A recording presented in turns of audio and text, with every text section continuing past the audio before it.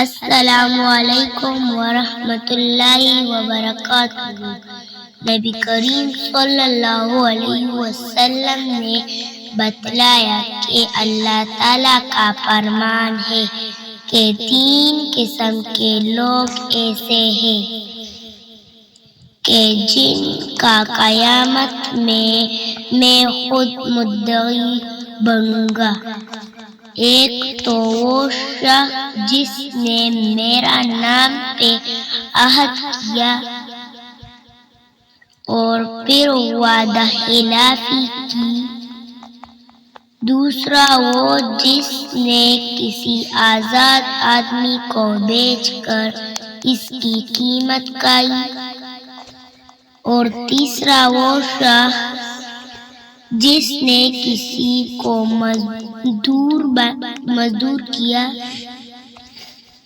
پھر کام تو اس سے پورا لیا لیکن اس کی مزدوری نہ دی۔